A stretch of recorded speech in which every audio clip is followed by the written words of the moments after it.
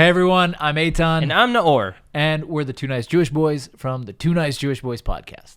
And today we are reacting to Sarah Silverman's Iron Dome monologue from her podcast. Sarah is a lefty. She's a famous Democrat. And recently she reacted to the whole Iron Dome defunding conversation. And this video went pretty viral. So let's check it out and see what Sarah has to say. Let's go. So there was a House vote recently on helping to fund Israel's Iron Dome, which is, if you don't know, an air defense system that Israel developed. Basically, it shoots missiles out of the sky so that they don't land and blow people up. It's just defensive. It's not offensive. Just missiles. Just random missiles that are there in the sky. It's Hamas missiles. It's frustrating because my girls in the squad really didn't want it to be funded. They wanted to defund it. And you know, all the Iron Dome does is protect civilians from getting hit by missiles and bombs. That's all it does. It's not a weapon. If anything, ask for one. Get one over Gaza. Get one everywhere. I would personally like no missiles or bombs to land on anyone. What? Why would we put one in Gaza? No. Give one to North Korea. Yeah, give one to Afghanistan, to the Taliban. Let's just hand them out. Give one to Iran. It's great. Everybody gets an Iron Dome. You get an Iron Dome, and you get an Iron Dome. No, Sarah, it's a defensive system developed by Israel and the US, true. And it's meant for peaceful countries to protect themselves from terrorist organizations. You don't give the enemy who's trying to kill innocent people a defensive system. It's just not how war works. It's a bad idea. But you're wanting to take away from the thing that protects every citizen of Israel. You know, my niece Hillel said it pretty concise. She said, voting against the Iron Dome defense system is voting for dead Israelis, and that's Muslims, Christians, and Jews alike. I don't understand that. Did she just understand that the squad sucks? Like, did she only now? Like, they were her girls, you know. Yeah, I don't understand how they were her girl. How they were your girls up until like. Was there ever a question that if a vote like this reached the floor, they would oppose it? They've been talking out against Israel the whole time. Like, yeah, but what? You know, beggars can't be choosers, right? So, I mean, we have to take this. Yeah, and just be happy. At least she says like she acknowledges some basic stuff. No, but you know what? It's people like Sarah Silverman that I'm sorry are the problem because they're unwilling to call out like consistently. They're like, oh, the squad, my girls. My girls. They're not your girls. They're not. No, they want to kill your people.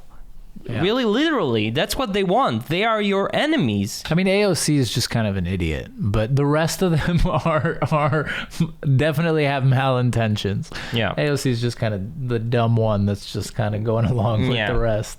That's true. Israeli civilians are Jews and Arabs and Christians. And they are black and brown and white.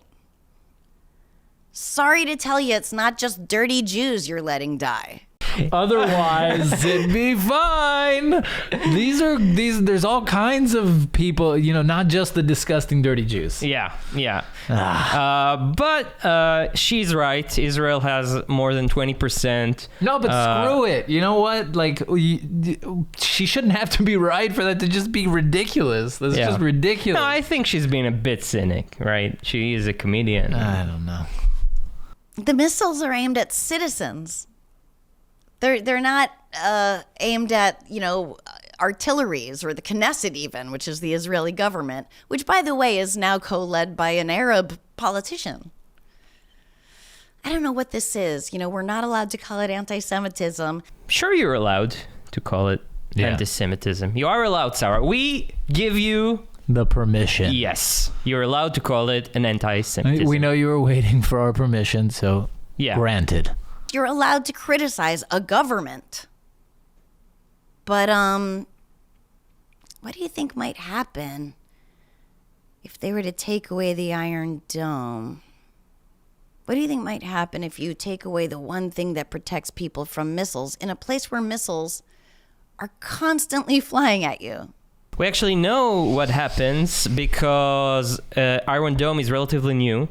And before Iron Dome, many people got injured and died from Hamas missiles. So we do know what would happen. And lived under constant terror. I'm really, really trying to understand it, though. Like, sure, I get wanting to, like, I think AOC is like, could we even just talk about it? And like, yeah, it's definitely something to talk about. I'm not saying like, no. It should just be Iron Dome and, but they need it. None of them talk about Hamas. No one in the squad is bringing up Hamas. I can't. It's so bizarre. It's like watching someone wake up. It's like watching someone just slowly kind of get out of bed. First they're like, where? Like, they don't know what day it is. Yeah. Right? It's like a Sunday morning. They slept in. It's like 2:00 in the afternoon. They have no idea what's going on. Yeah, like me every day, right? And then they slowly start realizing, wait a second. They hate Jews. Yes, the occupation is not right. There cannot be justice in a place where there are people who have no freedom of movement. But they elected Hamas. Why do none of them even mention Hamas? Not only they elected Hamas, there's also a vast majority, even in the Palestinian Authority, that supports violence against Jews, against Israel. And many of the Palestinians in the territories are actually Hamas supporters, although they live under the Palestinian Authority. And I don't understand the whole issue with freedom of movement. I mean, I know it's kind of off topic, but she brought it up like, how do they not have freedom of movement? If they don't have freedom of movement in the Gaza Strip, then they should... No, she jumped to the Palestinians in the territories now. She's jumping between Gaza and the territories. There's no missiles coming from the territories because of the occupation, right? If we would let the Palestinians have the territories like we did in Gaza, we'd have missiles coming from the territories. So, yeah. A group that until just a few years ago had a mission statement that said, kill all Jews. Actually, it's still their mission statement. A group that just congratulated the Taliban for taking over Afghanistan. No, Israel is not good for Palestine, but you are kidding yourself if you think Hamas is good for Palestine. Israel is the best thing that ever happened to the Palestinians by far. It's like... It's just the best thing. It's like winning the lottery and you're winning like the biggest sweepstakes, like $1 billion. It's that times 10 for Palestinians. Israel is the best thing. It's just the best thing. They get to live freely. I mean, unless they want to oppress their women and murder their daughters, then yeah, it's not a great thing because Israel is a land of law and order. But it's the amazing thing because they have work, they have freedom, they have rights, they have everything they could have dreamed of. Under Hamas, they live under a tyranny where they can't do anything freely. Where gays are oppressed, where women are oppressed. And regarding the Palestinians in the territories, they're also enjoying great economic benefits because they can come and work in Israel. And also, they are way safer than mostly any other Arab in the Middle East. Yeah, it goes like this. The Gaza, like from worst to best as a Palestinian, where you don't want to be to where you want to be. First is autonomous Palestinian rule in the Gaza Strip. Then second is the Palestinian territories in the West Bank. And then the best place to be is in Israel as a Palestinian. So do the math. Please do not defund the Iron Dome. Just talking to the squad here, my family lives there. Please don't be anti-Semitic. Please don't hate the Jews. Please don't kill us. Please, I'm begging you. That'll work. Yeah.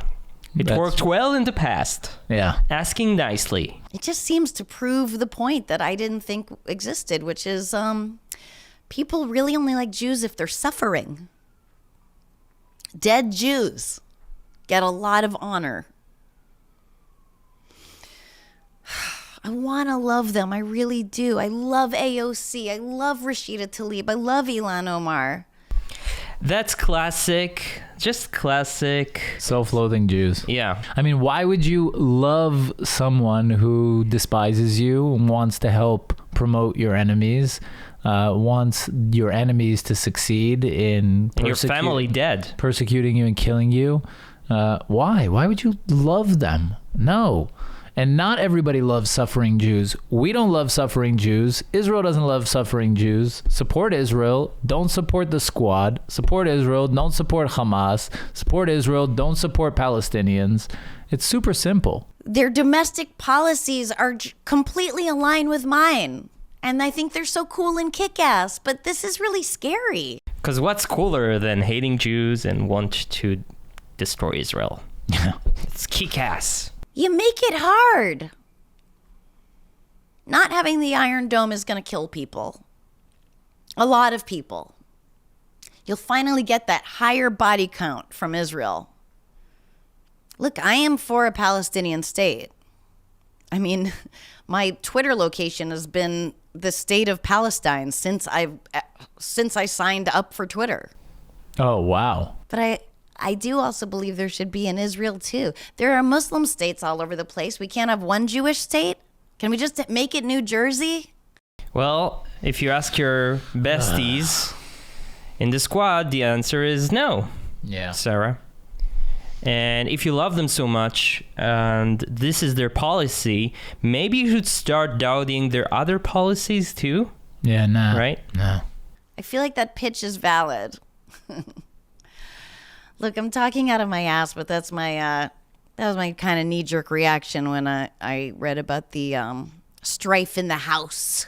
Here's some. So there's a lot of I'm talking out of my ass. I mean, there's actually Very apologetic. There's something actually about all the self-deprecating humor that's kind of in the. I mean, there's something deeper about it. I think that it actually is. I mean, she's in a position. She's afraid. Yeah, well, She's afraid to state the obvious, even in today's democratic. Yeah. She's gonna get a ton of shit for this for sure, if she hasn't already. And yeah, it's just, I mean, what you're stating, Sarah Silverman, is so obvious to people who have, a sound moral mind. It shouldn't be that, revelationary. So but as we'll you work said, with what we have. beggars can't be choosers. Yeah. So we'll take the morsels. I think, though, I mean, we do have to point out that she still is kind of, giving a shout out to the squad. That's a bit, well, it's a bit of you lose a point on that one. Yeah. Also wishing for a Palestinian state. After you saw what Hamas is doing, you got to understand that a Palestinian state will be a copy of Hamas state. Yeah. So that would only bring more death and destruction. I think she's accurate on the talking out of her ass part. Yeah. There were some points where she was talking out of her mouth, but most of it she was talking out of her ass. Yeah. Anyway, guys, this was it. If you liked it, please subscribe. And this is the time when we mention our mugs. Yeah, If product placement. Yes, if you like the podcast, if you like what you saw, go to 2ngb.com/merch and get a BDS Tears mug and a nice Jewish boys mug. Yeah, you can drink the squad's tears right here in your own BDS Tears mug. It's the perfect gift for a loved one, Yeah. for a grandfather, for a grandmother. Yeah. You should buy one and send it to Sarah Silverman. Yeah, maybe she'll drink off of it. Yeah. See you on the next one. Thanks for watching.